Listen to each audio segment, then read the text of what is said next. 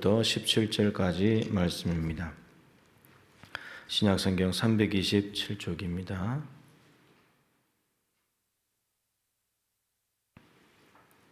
골로새서 3장 15절부터 17절 세 절 말씀을 우리 함께 읽도록 하겠습니다. 그리스도의 평강이 너희 마음을 주장하게 하라. 너희는 평강을 위하여 한 몸으로 부르심을 받았나니 너희는 또한 감사하는 자가 되라. 그리스도의 말씀이 너희 속에 풍성히 거하여 모든 지혜로 피차 가르치며 권면하고 시와 찬송과 신령한 노래를 부르며 감사하는 마음으로 하나님을 찬양하고 또 무엇을 하든지 말이나 일이나 다 주 예수의 이름으로 하고 그를 힘입어 하나님 아버지께 감사하라. 아멘. 그리스도의 평강이라는 제목으로 정은아 전사님 말씀 전하겠습니다.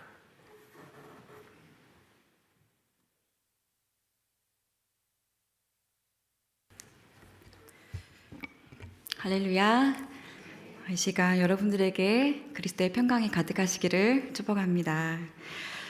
이제 곧 3, 4월 봄이 옵니다. 여러분은 봄하면 어떤 느낌이 드시나요? 봄은 어린이나 어른들이 생각하면 좀 설레고 또 기분이 좋은 계절입니다. 특히 순천 시민들은 봄이 되면 이곳을 꼭 가지요. 이곳이 어딜까요? 동천 벚꽃길을 꼭 갑니다. 봄이 되면 벚꽃이 피고 동천을 걷고 그 만개한 벚꽃을 생각하면 너무나 환상적이고 마음이 환해지고 올해도 참 기대가 됩니다. 여러분도 그러하신가요? 저희 고향은 순천입니다. 순천에서 나고 자랐습니다. 그래서 지금 순천이 얼마나 좋아졌는지 좀 더 느끼는 것 같습니다. 여러분 혹시 아십니까? 그 옛날 동천의 별명? 한 20년, 30년 전에 제가 초등학교 시절만 해도 동천의 별명은 똥천이었습니다. 주거 지역하고 가까이 이제 있어서 물이 너무 더럽고 주변 환경도 지금처럼 산책을 할 수 없게 길이 잘 닦이지 않았고 또 동천길을 걸을 때마다 너무나 조금 쾌적한 환경이 아닌 좋은 하천이 아니었습니다. 옥천은 또 말할 것도 없었지요. 그래서 친구들끼리 똥천이나 가라, 똥천에 빠져라, 똥천물이나 먹어라 이런 장난스럽게 이야기했던 기억이 있습니다. 조곡교 쪽 그 천은 그나마 깨끗해서 제가 중고등부 시절 때 좀 공부하기가 힘들고 지칠 때 그 울퉁불퉁한 돌을 막 껑충껑충 띄어서 그 강가에 앉아서 동천을 한없이 바라보면서 위로를 받았던 적도 있고, 그리고 가곡동 쪽에 그 삼산보트장 거기에 가서 복수에 된장을 넣고 각시붕어를 잡았던 그런 재미있는 기억이 있습니다. 여러분, 그런데 그 소식 아십니까? 더럽고 냄새났던 그 동천이 작년에 말에 국가하천으로 승격이 되었습니다. 깨끗한 물에만 사는 일곱수에 사는 수달이 보이고, 그리고 철새들이 보이고, 또 많은 시민들이 동천에서 힐링을 얻고 있습니다. 그리고 국가정원에 정말 예쁜 나무들과 꽃들이 이제 있으니까 많은 사람들이 타지에서 사람들이 이제 발걸음을 옮기고 있습니다. 예전에 초등학교 때 저는 이제 국민학교 시절인데요. 소풍을 가면 매번 죽두봉만 갔던 그런 시절이 있었는데, 또 죽두봉 아니면 조금 멀리 가면 나강 읍성만 가는, 또 관광객들이 그렇게 없었는데 갈 곳이 없었던 순천의 이제 아름다움을 이제 담아내니까 많은 사람들이 주목하고 사람들을 끌어당기고 있습니다. 사람들은 이렇게 아름다운 것을 담고 있을 때 주목하고 더 끌리고 더 다가가고 싶어 합니다. 외적인 아름다움 뿐일까요? 사람은 그릇과 같아서 그 안에 무엇을 담고 있는지에 따라서 그 인생의 그림이 달라지고 또 풍기는 향기가 달라집니다. 반면 불쌍한 배 한 척이 있습니다. 그 배는 외관상 정말 멋지고 큽니다. 그런데 우리나라에서 이제 출항을 했는데 필리핀에 목적을 두고 출항을 했습니다. 그런데 필리핀에서 거부당하고 지금으로부터 딱 5년 전에 다시 우리나라 평택항으로 돌아왔습니다. 왜 이 배가 다시 거부당하고 돌아왔을까요? 이 배에는 1,400톤의 플라스틱 쓰레기가 담겨 있었습니다. 우리나라에서 이제 재활용이 가능한 플라스틱이라고 필리핀에 보냈는데 필리핀에서 그런 좋은 건 진짜 알고 받았다가 보니까 전혀 재활용이 될 수 없는 그런 쓰레기인 걸 알고 반환시켜 버린 것입니다. 그 덕에 우리나라는 불법 플라스틱 수출국이라는 그런 낙인이 찍혀버렸습니다. 만약에 이 배에 과일이나 싱싱한 음식이나 반짝거리는 그런 가전제품이 담겨 있다면 얼마나 기뻐하고 환영했을까요? 우리 인생도 마찬가지입니다.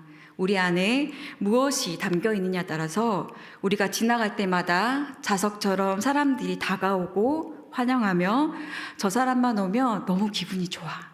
저 사람만 오면 마음이 평안해져. 저 사람이 오면 우리가 갖고 있는 갈등들이 다 해결이 돼. 저 사람만 오면 너무나 행복해. 그렇게 기대하는 사람이 될 수 있는가 하면 우리 안에 무엇이 담겨 있느냐에 따라서 그 거부당한 그 쓰레기 배처럼 환영받지 못하고 저 사람만 오면 분란이 일어나. 저 사람을 조심해야 돼. 저 사람만 곁에 있으면 상처를 받아. 가까이 가지 말자. 가족들조차도 권위 때문에 어쩔 수 없이 같이 있기는 하지만 같이 있고 싶어 하지 않을 수 있습니다.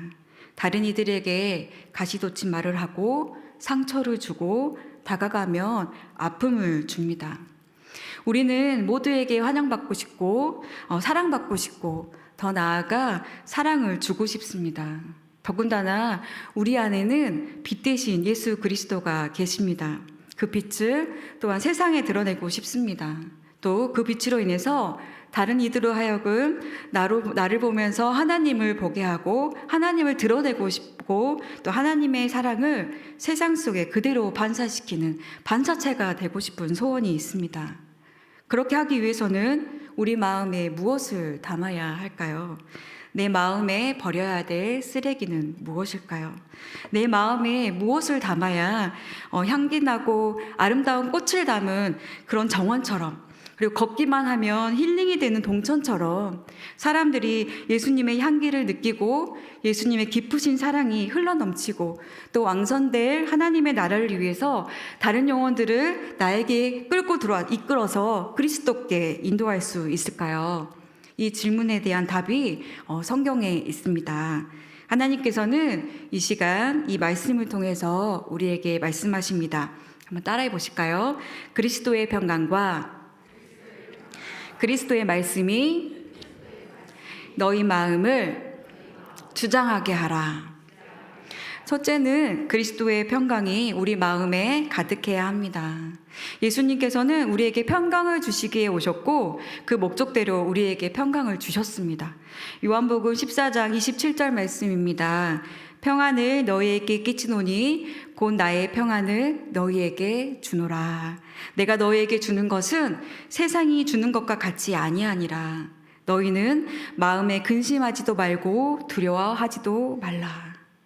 예수님은 우리에게 친히 오셔서 아무 자격과 공로 없는 우리에게 구원이라는 귀한 선물을 값없이 주셨습니다. 그래서 우리는 주님의 완전한 사랑과 또 값없이 주신 그 귀한 은혜 때문에 평강의 삶을 경험하기 시작합니다. 우리는 늘 죄를 범해서 하나님께 부끄러운 삶입니다. 그러나 중보자 되신 예수님의 그 대속의 은혜, 용서해 주시는 그 은혜 때문에 영생을 얻어서 진정한 평강을 경험하게 됩니다. 이것이 예수님께서 우리에게 주시는 평화이고 예수로 말미암아 우리에게 허락된 평강입니다. 제가 22살 때 복음을 듣고 예수 그리스도를 믿게 되었을 때 느꼈던 그 평안은 지금도 잊을 수 없고 또 그 평안은 지금도 지속되고 있습니다. 여러분도 그러하십니까? 그러나 우리는 이 평강을 온전히 누리지 못합니다. 왜 그럴까요? 바로 우리 마음 가운데 있는 쓴뿌리 때문입니다. 우리 마음은 강한 것 같지만 유리알같이 깨지기 쉽습니다. 우리는 사소한 일에도 억울함을 느끼고 분노하고 불안해하고 또 수치심을 느끼고 죄책감을 많이 느끼며 살아갑니다. 또한 살면서 무수한 상처를 주고받습니다. 더욱이 어린 시절의 상처는 성인이 되어서도 삶의 다양한 그런 종류와 방식으로 영향을 줍니다. 지난주에 목장, 마을장, 교사 세미나 중에 내 인생에서 가장 행복했던 순간, 그 다음에는 내 인생에서 가장 힘들었던 순간을 나누는 시간이 있었습니다.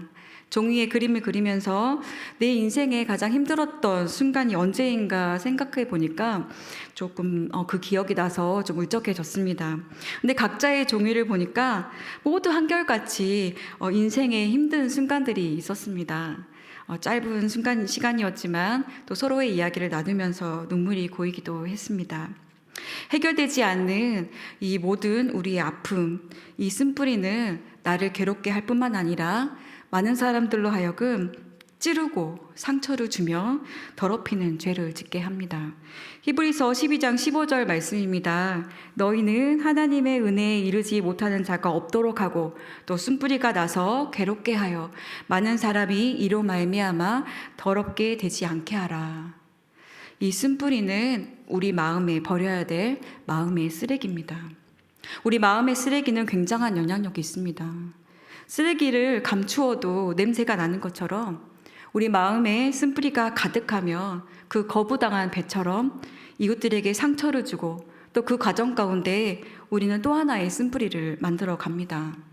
우리 마음의 쓴뿌리는 일상의 삶뿐만 아니라 신앙에도 큰 영향을 미칩니다.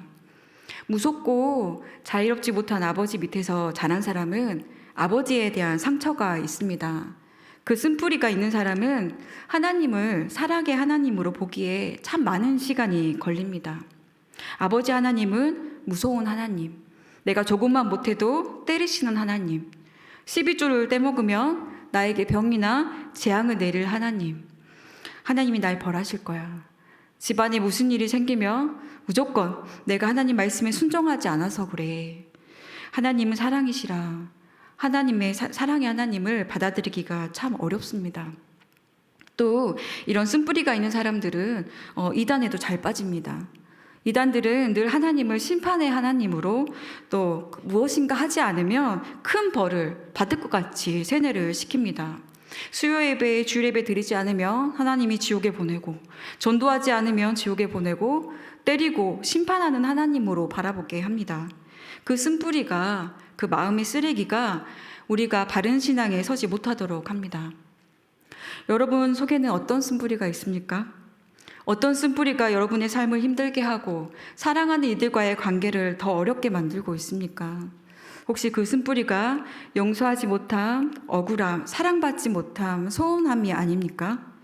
하나님께서는 이 쓴뿌리를 없애고 그 마음에 그리스도의 평강으로 우리 마음을 주장하라고 말씀하십니다. 우리의 쓴뿌리를 해결하고 치료할 수 있는 방법은 우리 마음 가운데 예수님께서 주시는 평강으로 가득 채우는 것뿐입니다. 쓴뿌리를 하나님의 사랑과 예수님의 평강으로 덮고 내어버려야 합니다. 오늘 말씀에 하나님께서는 우리에게 이렇게 명령하십니다. 그리스도의 평강이 너희 마음을 주장하게 하라. 우리 마음의 쓴뿌리가 다양하고 여러 가지가 있지만 그 쓴뿌리의 근원을 거슬러 올라가면 그 중에 하나가 용서하지 못함입니다. 처음에는 나에게 못된 짓을 해서 나로 고통을 당하게 만드는 그 상처를 바라봅니다. 그 상처를 보면 원인 제공자였던 그 사람에 대한 미움이 생겨납니다. 그리고 그 미움이 내 마음에 들어오면 그 미움이란 씨앗에 분노와 죄책감과 또 미움과 원한이 똘똘 쌓여서 점점 단단해지면서 커집니다. 조개가 자기 속에 거친 돌이 들어오면 막 체액을 계속 쌓으면서 단단하게 크게 만드는 것처럼 그 미움의 씨앗은 점점 더 커져갑니다. 그래서 그 미움과 원한을 해결하지 않으면 그에게 있어 가장 좋은 소식은 그가 망했다는 것이고 그 사람이 죽었다는 소식입니다. 그 쓴뿌리가 얼마나 독성이 강한지 나를 죽이고 남을 죽이고 우리 이웃을, 우리 가족을 다 죽입니다. 미움이 강하면 용서하라는 말씀도 듣기가 싫습니다. 하나님은 용서하세요. 저는 용서할 수 없습니다. 나 혼자 보복하기에는 내 힘이 너무 약합니다. 그러니까 그 사람에 대한 견해를 묻는 것으로 시작합니다. 그 사람을 어떻게 생각해? 근데 나하고 비슷한 생각을 가진 사람이 있어요. 그러면 규합이 됩니다. 3명이 모이고 4명이 모이고 그 사람에게 보복할 수 있는 에너지가 만들어질 때까지 사람을 규합하다가 강한 미움이 에너지가 생기면 패가 갈리고 공동체의 분열이 시작됩니다. 네가 나한테 손해를 끼쳤지. 내가 당한 것의 최소한 몇 배는 내가 갚아줘야 내 속이 시원하겠다. 한 대 맞으면 2대 때려야 속이 풀리는 이 용서하지 못함의 쓴뿌리가 내 마음을 괴롭게 하고 다른 사람도 죄를 짓게 하고 더럽게 합니다. 용서라는 말을 들을 때마다 마음에 주사를 맞기 싫은 그런 저항감이 생기고 우리가 우리에게 죄 지은 자를 용서해 준 것 같이 우리의 죄를 용서해 주십시고 주기도문을 외울 때마다 마음이 편치가 않습니다. 제일 화가 나는 것은 우리가 용서할 수 없는 그 사람은 행복하게 잘 살고 아무 상관없이 잘 살고 있다는 것입니다. 내 마음만 더럽히고 썩어가고 있는 것입니다. 이스라엘 백성들이 광야에서 마라라는 곳에서 물을 마시려고 하는데 물이 너무나 씁니다. 그럴 때 하나님께서는 모세에게 한 나무를 그 안에 던지라고 하십니다. 그랬더니 물이 달게 되어서 모두 그 물을 달게 마십니다. 그리고 여호와께서 말씀하십니다. 나는 너희를 치료하는 여호와니라. 예수님이 우리의 쓴 마음에 들어오시고 우리의 쓴 마음을 예수님께 가져가기 전에는 그 쓴뿌리는 절대로 해결되지 않습니다. 우리가 지은 죄는 하나님을 진노하게 했습니다. 얼마만큼 진노하게 했냐면 우리가 영벌, 지옥에 갈 정도로 우리는 하나님의 진노의 자녀였습니다. 우리의 죄대로 벌을 받았다면 우리가 이 자리에서 숨쉬고 멀쩡하게 앉아있을 사람이 누가 있을까요? 우리를 벌하고 멸망시키고 영벌에 넣을 대신에 하나뿐인 아들 예수님을 내어주시기까지 우리를 용서해 주셨습니다. 요한일서 4장 9절입니다. 하나님의 사랑이 우리에게 이렇게 나타난 바 되었으니 하나님이 자기의 독생자를 세상에 보내심은 그로 말미암아 우리를 살리려 하심이라. 하나님의 용서를 정말 믿는다면 우리는 우리에게 지은 어떤 잘못도 용서할 수가 있습니다. 오직 십자가 앞에서만 나는 그 사람을 위해 기도할 수가 있습니다. 여러분을 속상하게 만든 그 사람을 위해 여러분이 한 기도는 무엇입니까? 하나님 갚아주세요. 하나님 혼내주세요. 그 기도는 철없는 아이들의 고자질과 같은 것입니다. 나의 미움과 원망과 편협함을 십자가 앞에 가지고 나와서 그 더러운 마음을 다 십자가 앞에 내려놓으시기를 원합니다. 우리를 진노의 존재에서 하나님의 사랑의 자녀로 단번에 바꾸셨던 그분을 담는 기도를 해보시길 바랍니다.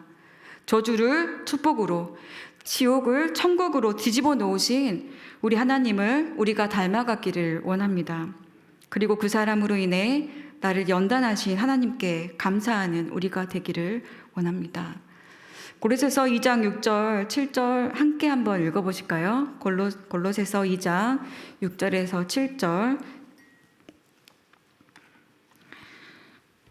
시작. 그러므로 너희가 그리스도 예수를 주로 받았으니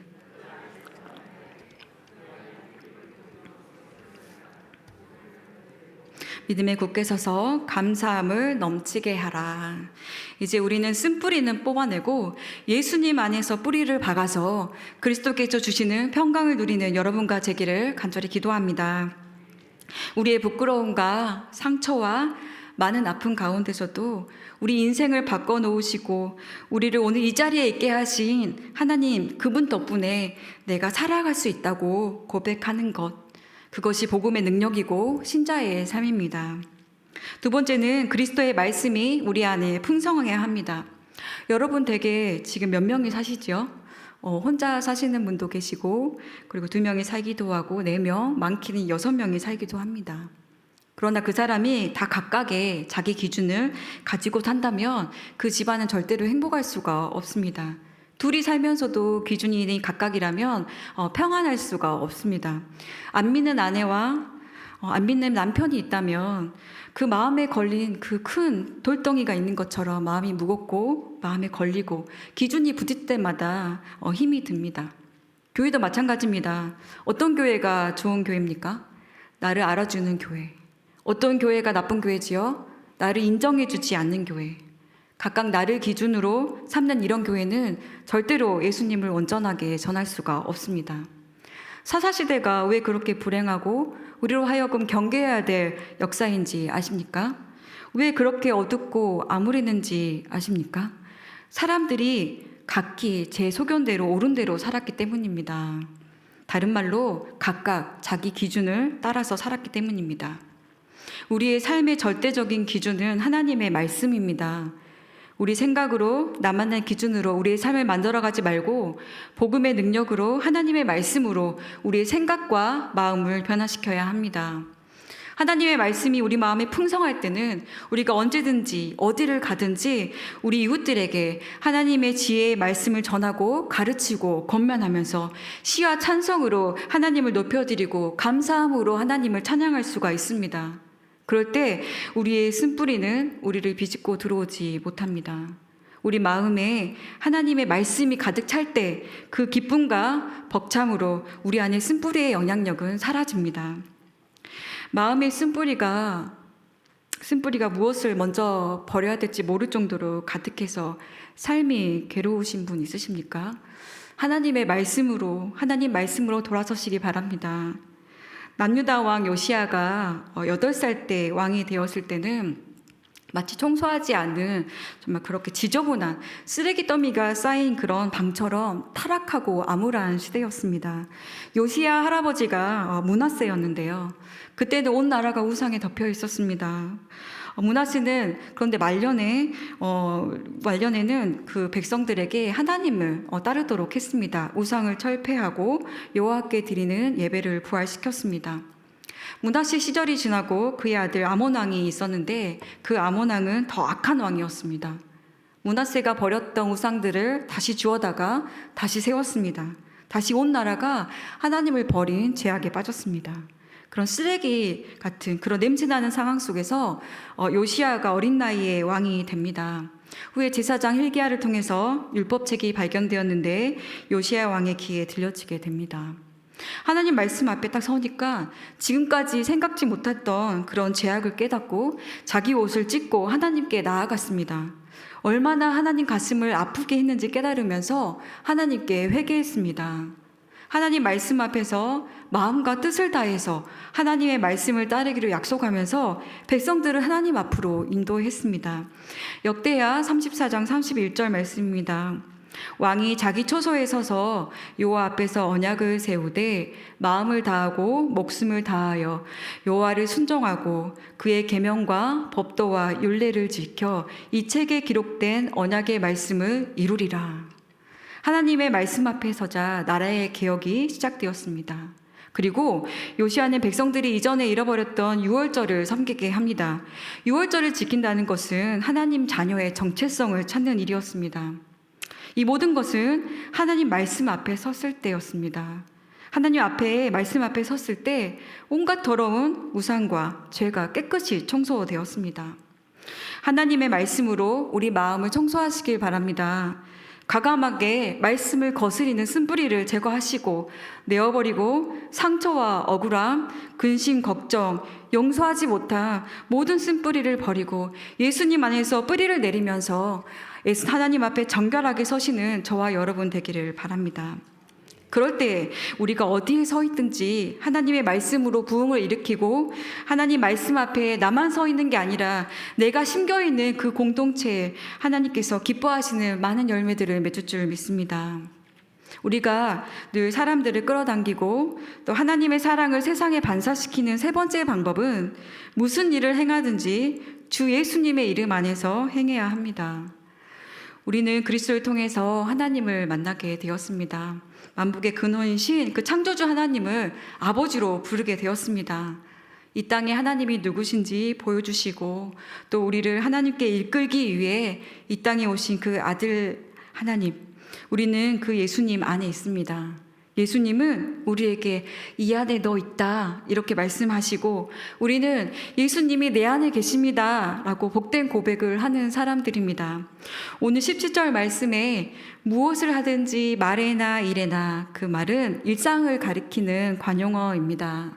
복된 고백을 하는 사람들은 하루를 살아도 밥을 먹든지 잠을 자든지 자녀를 키우든지 공부를 하든지 일을 하든지 무엇을 하든지 우리의 동기는 창조주 하나님을 기쁘시게 하는 것입니다. 오늘 또 17절 말씀에는 우리 마음에 늘 감사를 담을 수 있는 비결이 있습니다. 그것은 그를 힘입어 하나님 아버지께 감사하라. 그것은 주님께 힘을 얻는 것입니다. 주님을 의지하시길 바랍니다. 우리 힘으로는 절대로 할 수가 없습니다. 여기 종이 한 장이 있는데요. 이 종이는 이렇게 쉽게 찢어집니다. 그런데 이 종이가 단단한 벽에 딱 붙어 있으면요, 절대 쉽게 찢을 수가 없습니다. 우리 마음에 제약과 약함과 불평과 분만과 분노가 일어날 때 주님 도와주시옵소서. 주님만이 해결할 수 있습니다. 주님만이 내 마음에 평강을 주실 수 있습니다. 주님께 매달리고 주님을 붙잡은 우리가 되기를 원합니다. 예수 그리스도를 힘입어서 모든 것들을 이기고 감사하는 우리가 되기를 원합니다. CTS에서 그 회상이라는 다큐멘터리를 했는데요. 거기서 미국의 한 마을에 모여 사는 연세가 지극한 노인들, 할아버지, 할머니들을 인터뷰했습니다. 대부분 90이 넘으신 분들이고 100세가 넘은 분들도 있었습니다. 그런데 그분들이 미국임에도 불구하고 유창하게 한국말을 합니다. 수십 년 전에 한국에 와서 선교사로 평생을 헌신했던 분들이었습니다. 그분들이 인터뷰한 내용 중에 참 인상적인 것이 있습니다. 어떤 선교사님은 한국 전쟁 이후에 먹을 것이 없어서 그 막대기를 먹은 사람을 수술한 이야기를 하고, 또 어떤 분들은 우리나라 아이들이 2살이 되기 전에 죽었던 이유가 뱃속의 기생충 때문이었다. 한 아이를 수술했을 때 배 안에 1000마리가 넘는 기생충을 발견한 이야기를 했습니다. 또 어떤 분은 당시 나병 환자들에게 복음을 전하고 치료하면서 온 동네에 한 사람도 빠짐없이 예수를 믿게 되었다는 이야기를 했습니다. 그리고 1895년 자신의 할아버지가 처음 한국에 들어왔고 그 후에 4대가 한국의 선교사로 살면서 헌신한 이야기도 들었습니다. 도대체 이분들은 왜 그런 삶을 살았을까요? 무엇이 또 그분들로 하여금 남다른 삶을 살게 했을까요? 그분들은 한국에 오지 않아도 잘 살 수 있는 직업이 있는 사람들이었습니다. 무엇이 그분들로 하여금 이 그때 척박한 그리고 어렵고 냄새나고 또 우상에 쩌든 그런 한국 땅에 사람들을 끌어당기고 그리스도의 향기를 전하는 사람들이 되었을까요? 바로 그들 안에 그리스도의 평강이 넘쳐 흐르고 내 기준이 아니라 말씀이 기준이 되어서 그리스도의 복음의 말씀이 마음 가운데 풍성하여서 어떠한 상황 가운데서 주 예수를 힘입어 감사했기 때문입니다. 자신의 모든 인생을 예수님 이름 안에서 살았기 때문입니다. 우리 또한 이러한 삶을 살기를 원합니다. 우리가 예수님 안에서 뿌리를 내려서 삶으로 그리스도의 평강을 흘려보내고 또 무엇을 하든지 예수님 이름 안에서 행하여 우리가 신긴 그 세상에 하여금 하나님을 보게 하고 하나님을 드러내고 하나님의 사랑을 그대로 반사시키는 그런 반사체의 사명을 다하는 저와 여러분 되시기를 원합니다. 다른 이들이 우리를 보면서 하나님을 보게 하고 또 하나님을 드러내고 하나님의 사랑을 세상 속에 그대로 반사시키는 여러분 되시길 바랍니다. 그러기 위해서 3가지 방법을 말했는데 첫 번째 방법이 무엇이었을까요? 그리스도의 평강이 우리 마음을 주장하게 하라. 두 번째는 그리스도의 말씀이 우리 속에 풍성하게 하라. 세 번째는 무엇을 하든지 예수님 이름 안에서 행하라. 이 말씀에 순종하는 우리 동북교회 모든 권속들이 되기를 원합니다. 우리 찬양하시겠습니다.